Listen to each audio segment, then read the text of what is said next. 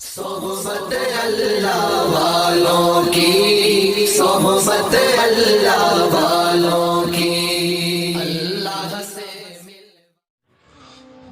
السلام علیکم ورحمۃ اللہ وبرکاتہ۔ سورۃ النساء کی 79 نمبر کی آیت شریفہ کی تلاوت کر رہا ہوں۔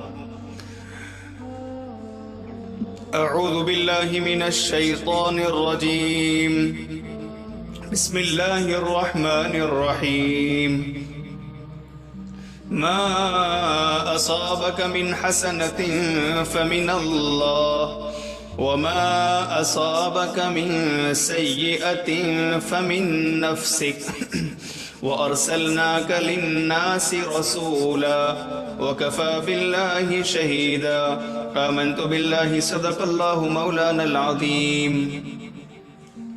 ما اصابک من حسنۃ فمن اللہ، ٹرانسلیشن یہ ہے، اے انسان تجھ کو جو کوئی خوشحالی پیش آتی ہے، فمن اللہ تو وہ محض اللہ تعالیٰ کی جانب سے ہے، وما اصابک من سیئۃ فمن نفسک، اور جو کوئی بدحالی مصیبت پیش آتی ہے تو وہ تیرے ہی سبب سے ہے، وارسلناک للناس رسولا، اور ہم نے آپ کو تمام لوگوں کی طرف پیغمبر بنا کر بھیجا ہے۔ خطاب رسول اللہ صلی اللہ علیہ وسلم سے ہے، اور اللہ تعالیٰ گواہ کافی ہے، وَكَفَى بِاللَّهِ شَهِيدًا، گواہ ہونے کے اعتبار سے اللہ تعالیٰ کافی ہے۔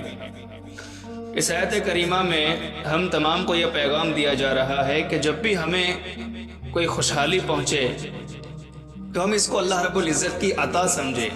اگر ہمارے اندر کوئی کمال ہے، جیسے ہم بہت اچھا بیان کر لیتے ہیں، ہم بزنس پہ بہت ماہر ہیں، تو جب بھی ہم اپنے اندر کوئی کمال دیکھیں تو اس کی نسبت اللہ تعالیٰ کی طرف کر دیں۔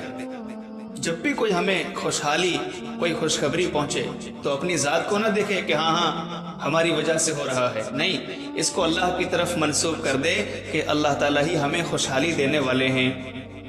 وما اصابک من سیئۃ فمن نفسک، اور جب کوئی بدحالی مصیبت پیش آئے تو اس کو اپنی طرف منسوب کرے کہ ہاں یہ میرے گناہوں کے سبب سے ہے۔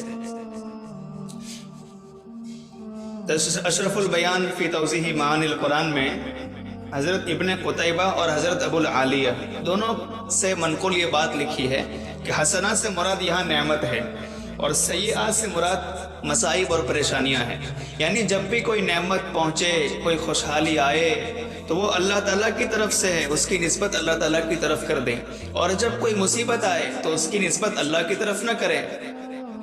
ہاں، مصیبت دینے والے بھی اللہ ہیں، لیکن یہ آئی میرے کرتوت کی وجہ سے ہے، میری نافرمانی، میرے گناہ کی وجہ سے یہ مصیبت مجھ پر آئی ہے۔ تو اس میں پیغام دیا جا رہا ہے کہ توبہ کرو، اللہ تعالیٰ کو منانے کی فکر کرو، اور آگے فرمائے وَأَرْسَلْنَاكَ لِلنَّاسِ رَسُولًا، اے میرے محبوب ہم نے آپ کو تمام لوگوں کی طرف پیغمبر بنا کر بھیجا ہے۔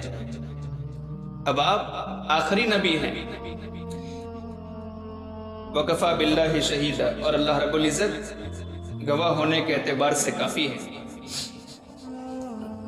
خطبات آسان دین کی پہلی جلد میں بہت اچھی بات لکھی ہے کہ رسول اور نبی ہونے کے لیے 4 چیزیں ضروری ہے۔ دیکھو دھیان سے سنو، بہت اہم بات ہے۔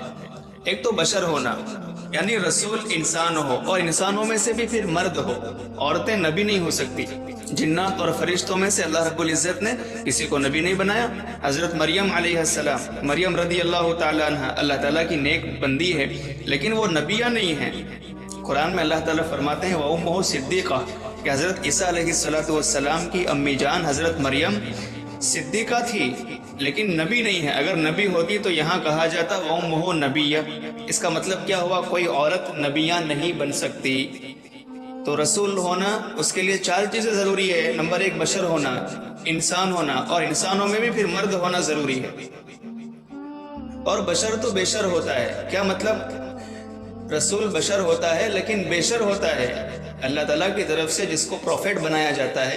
بیشر یعنی نقصان نہ پہنچانے والا، وہ کسی کو تکلیف نہیں پہنچایا کرتا۔ تو رسول اور نبی ہونے کے لیے 4 چیزیں ضروری ہے۔ نمبر 1 بشر ہونا، یعنی وہ رسول انسان ہو، جنات اور فرشتے اور عورتیں نبی نہیں ہو سکتی، انسانوں میں بھی مرد کا ہونا ضروری ہے۔ نمبر 2 مبعوث من اللہ ہونا، یعنی اللہ تعالیٰ کی طرف سے ان کو نبی بنا کر بھیجا گیا ہو۔ دنیا میں بہت سے نبوت کے جھوٹے دعوے دار آ کر چلے گئے، فتنہ شکیلیت، فتنہ قادیانیت، مہدویت، اور آج کل کے دور کا ایک نیا فتنہ گوہر شاہی، جی ان کی کوئی حقیقت نہیں، یہ سب جھوٹے دعوے دار ہے۔ لیکن نبی اکرم صلی اللہ علیہ وسلم خاتم النبیین نے فرمایا وَأَرْسَلْنَاكَ لِلنَّاسِ رَسُولًا، ہم نے تمام لوگوں کی طرف آپ کو نبی بنا کر، رسول بنا کر بھیج دیا ہے۔ آپ آخری نبی ہیں، آپ کی نبوت قیامت تک چلنے والی ہے۔ اور نمبر 3 معصوم عن الخطا ہونا، ہم اہل سنت والجماعت کا یہ عقیدہ ہے کہ محبوب صلی اللہ علیہ وسلم گناہوں سے پاک ہوتے ہیں، نبی گناہوں سے پاک ہوتے ہیں، نبی سے گناہ نہیں ہو سکتا، چھوٹا بڑا جان بوجھ کر انجانے میں کوئی گناہ کسی نبی سے نہیں ہو سکتا۔ اور مفروض الاتباع ہونا، یہ چوتھی شرط ہے، یعنی لوگ ان کی پیروی بھی کرتے ہوں، لوگ ان کو فالو کرتے ہوں، ان کی بات مانتے ہوں، ان کے نقش قدم پر چلتے ہوں۔ تو رسول اور نبی ہونے کے لیے 4 شرطیں ہیں۔ ایک تو یہ کہ بشر ہونا، یعنی انسان ہو اور انسانوں میں بھی مرد ہو، فرشتہ ہے، جنات ہے اور کوئی عورت ہے وہ نبی نہیں بن سکتی۔ پھر یہ کہ اللہ تعالیٰ کی طرف سے اس کو نبی بنا کر بھیجا بھی گیا ہو۔ دوسری شرط ہے مبعوث من اللہ ہونا۔ لہٰذا آج کل کے جو جھوٹے دعوے دار ہیں ان کو ہم نبی نہیں کہہ سکتے، کذاب اور جھوٹا کہیں گے لیکن نبی نہیں کہیں گے، نبی مانیں گے بھی نہیں، کہنا ماننا تو دور کی بات، نبی کہیں گے بھی نہیں۔ اور نمبر 3 معصوم عن الخطا ہونا، نبیوں سے غلطی گناہ جانے انجانے میں نہیں ہو سکتے، یہ ہمارا عقیدہ ہے۔ تو نبی معصوم عن الخطا ہوتے ہیں، گناہوں سے بچنے والے، بچائے جانے والے ہوتے ہیں۔ اور نمبر 4 مفروض الاتباع ہونا، یعنی لوگ ان کی اتباع بھی کرتے ہوں، ان کی پیروی کرتے ہوں، لوگ ان کو فالو کرتے ہوں۔ یہ 4 شرطیں نبی اور رسول ہونے کے لیے ضروری ہے۔ تو فرمایا ما اصابک من حسنۃ فمن اللہ وما اصابک من سیئۃ فمن نفسک، کوئی خوشحالی پیش آئے، کوئی نعمت ملے، کوئی کمال دیکھیں، اچھا لکھ لیتے ہیں، اچھا بول لیتے ہیں، اللہ رب العزت نے سوچنے سمجھنے کی صلاحیت بہت دے رکھی ہے، بزنس میں بہت ماہر ہے، ان تمام کو اللہ کی طرف منسوب کرے کہ یہ اللہ تعالیٰ کی دین ہے، اللہ تعالیٰ کی عطا ہے، ہمارا کوئی کمال نہیں ہے۔ اور اگر کوئی مصیبت آئے تو مصیبت دینے والا بھی اللہ تعالیٰ، لیکن اس کی نسبت اپنی طرف کرے، یہ میرے گناہ کی وجہ سے، میری نافرمانی کی وجہ سے۔ اور سَلَّاكَ لِلنَّاسِ رَسُولًا، پیغام یہ ہے کہ محبوب آخری نبی ہے، اب کوئی نبوت کا دعوے دار نہیں ہو سکتا۔ کوئی نبوت کا دعویٰ کرتا ہے تو وہ جھوٹا ہے، لیکن نبی نہیں ہو سکتا۔ وَكَفَى بِاللَّهِ شَهِيدًا، اللہ تعالیٰ گواہ ہونے کے اعتبار سے کافی ہے۔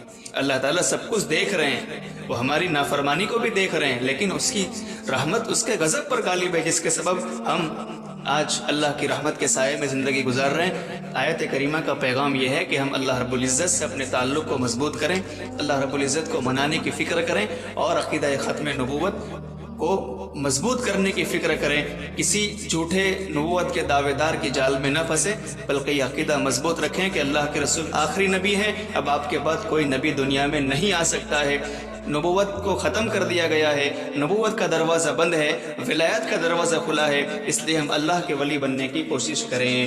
اللہ رب العزت ہمیں اپنے ولیوں میں شامل فرمائے، آمین۔ والسلام علیکم ورحمۃ اللہ وبرکاتہ۔